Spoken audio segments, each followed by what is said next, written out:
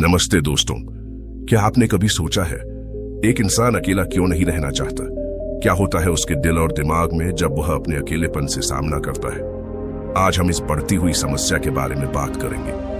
अकेला रहना किसी भी व्यक्ति के लिए एक अनोखा अनुभव होता है। जब हम अकेले होते हैं, हमें हमारे मन की गहराइयों में उतरने का मौका मिलता है। लेकिन क्या आपको पता है, अकेले रहने से बहुत से लोग घबरा जाते हैं। लेकिन क्यों? अक्सर लोग अकेलेपन से घबरा जाते हैं क्योंकि उन्हें लगता है कि उनका कोई असली साथी नहीं है।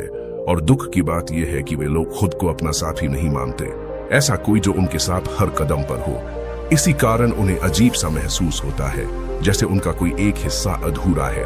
अकेलेपन का असर हमारे शरीर और मन पर भी होता है। कुछ लोग अकेलेपन में अपने आप को खो देते हैं और उनका आत्मविश्वास कम हो जाता है। वो महसूस करते हैं कि उनका कोई सुनने वाला नहीं है, कोई समझने वाला नहीं है। लेकिन दोस्तों, जैसे कि सिक्के के दो पहलू होते हैं, वैसे ही क्या आपने कभी सोचा है कि अकेले रहने के क्या क्या फायदे हो सकते हैं? हम इस वीडियो में इन सभी सवालों का जवाब देंगे। तो अगर आप भी अकेलेपन से गुजर रहे हैं या आपको लगता है कि किसी को अकेलेपन का सामना करना पड़ रहा है और यह अकेलापन एक बुरी बात है, तो यह वीडियो आपके लिए है। तो चलिए शुरू करते हैं। आज की कहानी एक नौजवान लड़के और उसके व्यापारी पिता की है। और जैसे कि हर नौजवान युवक का यह सपना होता है कि वह अपनी अलग पहचान बनाए और उसकी यह अलग पहचान उसकी योग्यता पर बनी हो और वह कुछ ऐसा कर दिखाए जिस पर उसे गर्व हो। कुछ ऐसा ही सोचना था उस व्यापारी की बेटे का। बहुत समय पहले की बात है। जापान में एक व्यापारी रहता था जो उस शहर का सबसे अमीर व्यक्ति था। उसके पास सब कुछ था। उसके पास किसी चीज की कोई कमी नहीं थी, केवल अपने बेटे से परेशान था। एक दिन वह व्यापारी अपने बेटे से कहता है, बेटा, तू मेरे साथ व्यापार में हाथ क्यों नहीं बढ़ाते? तुम्हें व्यापार के तौर तरीके सीख लेने चाहिए, क्योंकि भविष्य में यही तो करना है। यदि तुम व्यापार में हाथ नहीं बढ़ाएगा तो फिर क्या करोगे? वह नौजवान युवक अपने पिता से कुछ नहीं कहता, क्योंकि उसका व्यापार में बिल्कुल भी मन नहीं लगता था। वह दिन भर मार्शल आर्ट्स की किताबें पढ़ता और जब भी कोई समुराई शहर में आता तो वह पूरा समय उसी के पीछे पीछे घूमता रहता। एक बार पूरे परिवार के सदस्यों ने मिलकर उसे समझाने की कोशिश की। वे कहने लगे, बेटा, तुम्हारे पास इतना बड़ा व्यापार है, फिर भी तुम अपने पिता का हाथ क्यों नहीं बढ़ाना चाहते? यदि तुम अपना व्यापार नहीं देखोगे तो फिर कौन देखेगा? इस पर वह नौजवान युवक जवाब देते हुए कहता है, मैं खुद के दम पर कुछ बनना चाहता हूं। मैं चाहता हूं कि मेरी एक अलग पहचान हो। लोग मुझे मेरे कामों की वजह से जाने और इसलिए मैं इस देश का सर्वश्रेष्ठ तलवारबाज बनना चाहता हूं। उस युवक की यह बात सुनकर उस व्यापारी को बहुत तेज क्रोध आया, लेकिन फिर भी उसने अपने क्रोध पर काबू पाया। कुछ देर सोच विचार करने के बाद उस व्यापारी ने अपने बेटे से कहा, बेटा, अगर तुम यही करना चाहते हो तो ठीक है, मैं अगले 3 साल का समय तुम्हें देता हूं। यह सुन वह नौजवान युवक बहुत खुश हुआ। तभी आगे वह व्यापारी कहता है, लेकिन मेरी एक शर्त है। इस पर वह नौजवान युवक कहता है, क्या पिताजी? देखो, मैं तुम्हें अगले 3 साल का समय तो दे रहा हूं, लेकिन तुम्हें हर साल मुझे यह बताना होगा कि तुम क्या कर रहे हो और तुमने उसमें कितनी उन्नति कर ली है। यदि तुम मुझे अपने काम से संतुष्ट कर पाए तब तो ठीक है, वरना तुम्हें मेरे साथ मेरे व्यापार में हाथ बढ़ाना होगा। नौजवान युवक काफी सोच विचार कर अपने पिता से कहता है, ठीक है पिताजी, मुझे आपकी शर्त मंजूर है। उसके ठीक 2 दिन बाद वह नौजवान युवक अपने पिता की आज्ञा लेकर तलवारबाजी सीखने के लिए घर से निकल पड़ता है और वह कई दिनों की यात्रा करके एक गुरु के पास पहुंचता है। वह गुरु जापान में तलवारबाजी और युद्ध कला सिखाने के लिए प्रसिद्ध थे। उनकी ख्याति दूर दूर तक फैली हुई थी, लेकिन वह बहुत कम लोगों को अपना शिष्य बनाते थे। वह नौजवान युवक प्रणाम करता है और कहता है, हे गुरुवर, मैंने आपके बारे में बहुत सुना है और इसीलिए मैं बहुत दूर से यात्रा करके आपके पास आया हूँ। मैं आपसे तलवारबाजी सीखना चाहता हूँ। मैं तलवारबाजी में सर्वश्रेष्ठ होना चाहता हूँ। फिर जवान युवक सारी बातें कहता जा रहा था, लेकिन इस पर गुरुवर कुछ भी जवाब नहीं दे रहे थे। और जब कुछ देर तक उन गुरुवर ने जवाब नहीं दिया तो इस पर उस नौजवान युवक ने अपने घर पर बीती सारी बातें उन गुरु को बता दी।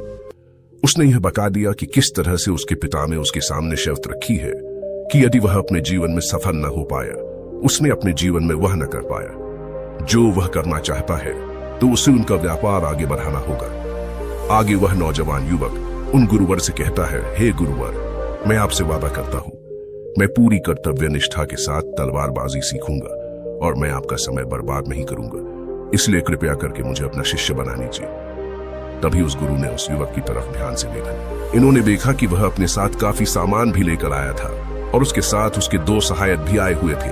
तभी उन गुरु ने कहा, सबसे पहले यदि तुम तलवारबाजी सीखना चाहते हो तो तुम्हें इन चीजों को छोड़ना होगा, इन चीजों का त्याग करना होगा, इसलिए इन कीमती सामानों को वापस अपने घर भेज दो।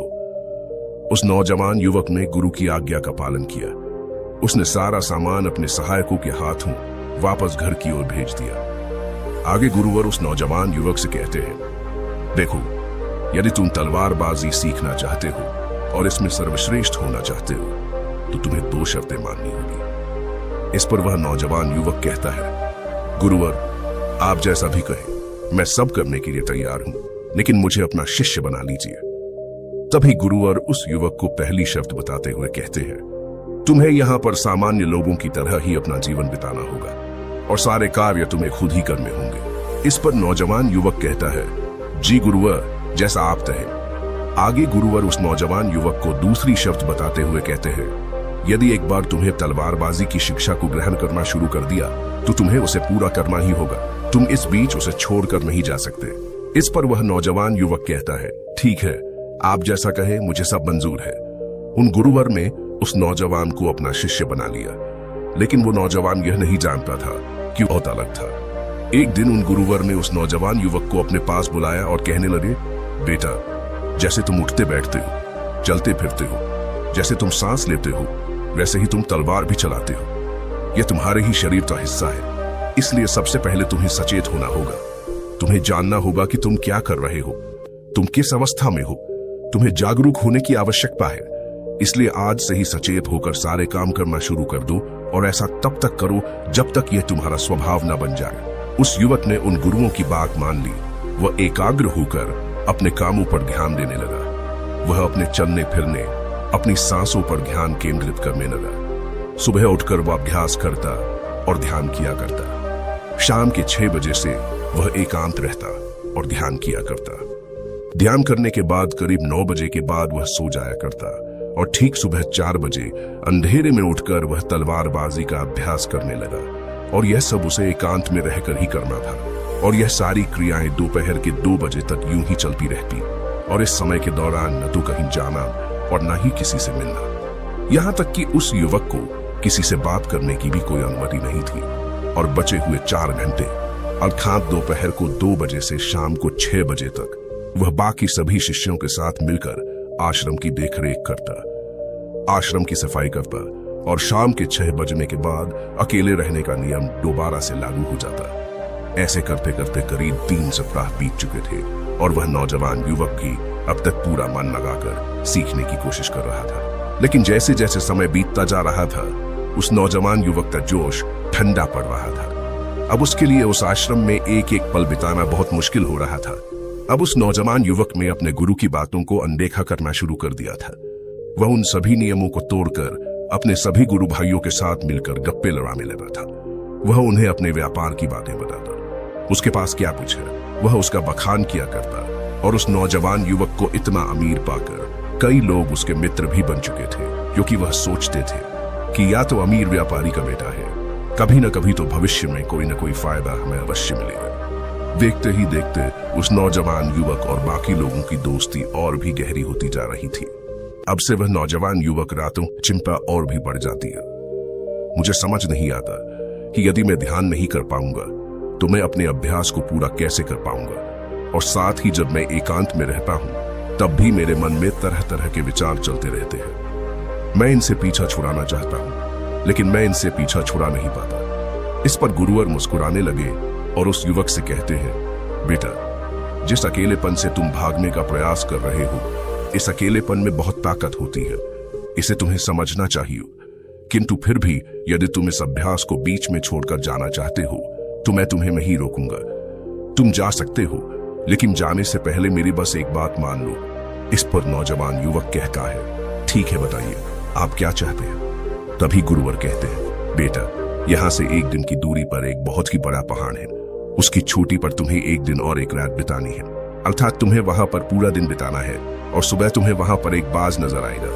उस बाज की हरकतों पर तुम्हें ध्यान देना है। ध्यान रखना, उसका तुम्हें शिकार नहीं करना, बल्कि उसकी हरकतों पर तुम्हें ध्यान देना है। वह क्या कर रहा है, क्यों कर रहा है, उसे ध्यान से देखना है। उसकी हर एक हरकत को तुम्हें समझना है। और जब तुम अगले दिन वापस लौट कर आओगे तो मैं तुमसे केवल एक सवाल करूंगा।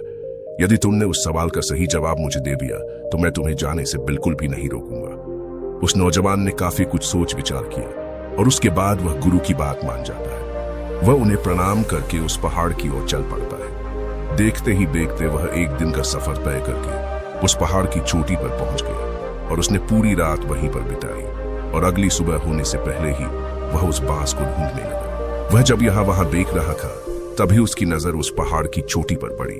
उसने देखा कि एक सुनहरा बांस चट्टान की चोटी पर बैठा हुआ है और पहाड़ के नीचे घाटियों की ओर ध्यानपूर्वक देख रहा है। वह नौजवान युवक उस बांस को देखकर झुक गया और छुपकर उसकी सारी हरकतों पर नजर रखने लगा। वह उसे देखने लगा।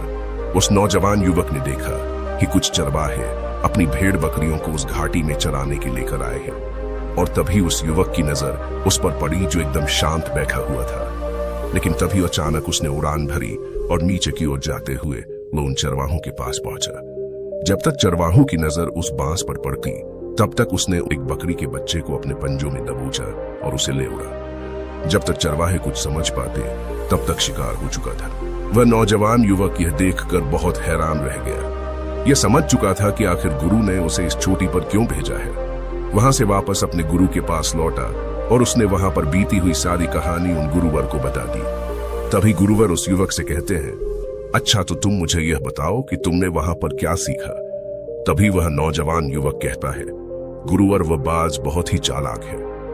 काफी देर तक तो यूं ही वह शांत रहा, लेकिन जैसे ही उसे अपना शिकार नजर आया उसने शिकार तय किया और एक उड़ान भरी और उड़ान के साथ वह अपने शिकार को ले उड़ा। इससे हमें यह समझने को मिलता है कि वह बाज बहुत ही चतुर और बहुत ताकतवर भी है और साथ ही साथ वह बहुत तेज भी है। इस पर गुरुवर हंसते हुए कहते हैं, बेटा उस बात को तुमने आज देखा है, लेकिन यदि उसे तुमने करीब 2 महीने पहले देखा होता तो तुम उस पर यकीन नहीं कर पाते। ऐसे बाज केवल पहाड़ी इलाकों में ही पाए जाते हैं और इन बाजों की उम्र करीबन 80 वर्ष की होती है। लेकिन जब इनकी आधी उम्र अर्थात जब इनकी 40 साल की उम्र पूरी हो जाती है तो यह शिकार नहीं कर पाते।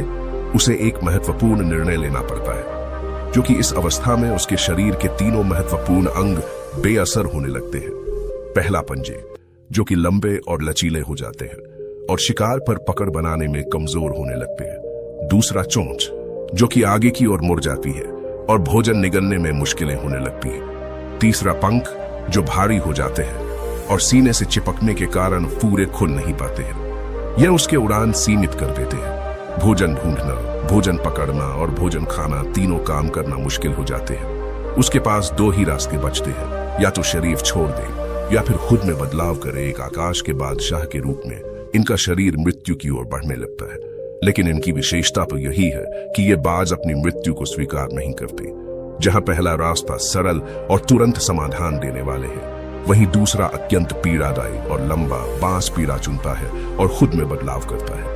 वह धीरे धीरे उड़ान भरकर किसी ऐसी जगह पर जा पहुंचते हैं जहां बहुत शांति होती है और वहां अपना घोंसला बनाते हैं। फिर वहां पर जाकर वो सबसे पहले अपनी कमजोरी अर्थात अपनी उस मुड़ी हुई चोंच को पत्थर पर मार मार कर उसे तोड़ देते हैं।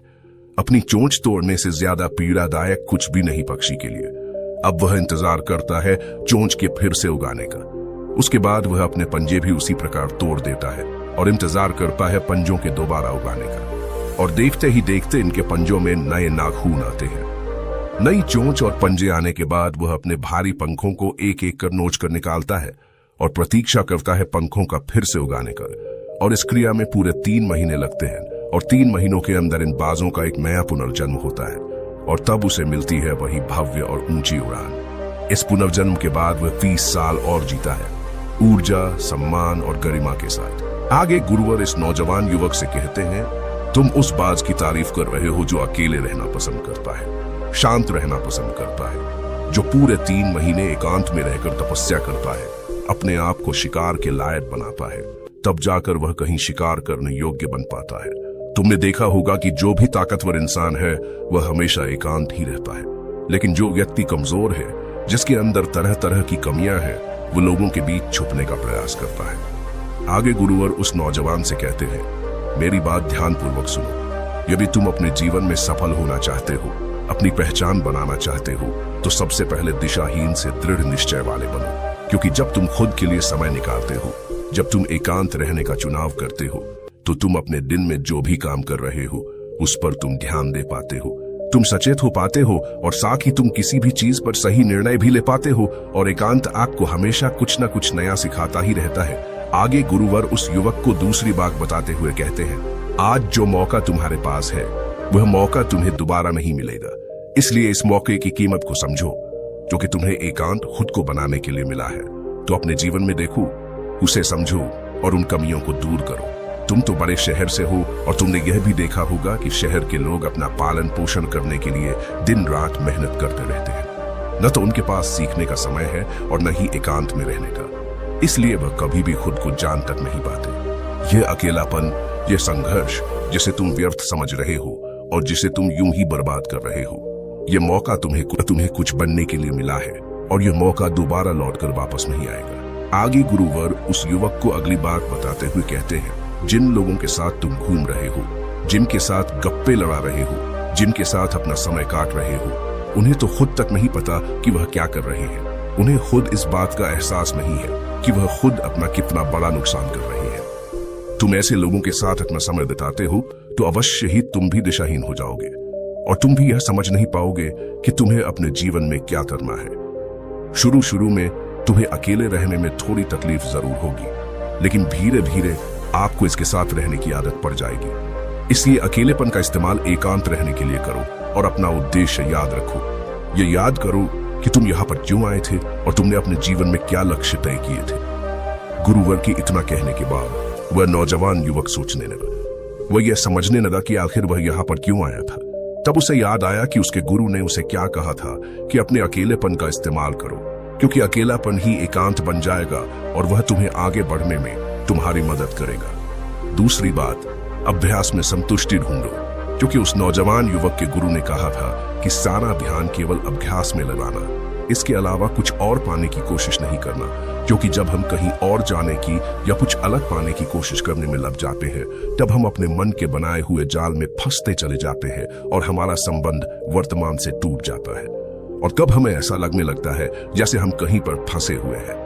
हम बहुत दुखी हैं, हम बहुत निराश हैं और कहीं पर पहुंच नहीं पा रहे। और इसी के साथ में उस नौजवान युवक को उन गुरु की तीसरी बात भी याद आती है कि प्रकृति में ध्यान करो। जब भी तुम्हें समय मिले तो किसी एकांत जगह पर या फिर किसी पेड़ के नीचे बैठकर ध्यान करो। केवल अपनी सांसों पर ध्यान दो। विचार खुद ब खुद शांत होने लगेंगे और जब तुम्हारे विचार शांत होने लगेंगे तब तुम्हें आभास होगा कि तुम प्रकृति के साथ जुड़े हुए हो, तुम इस धरती के साथ जुड़े हुए हो।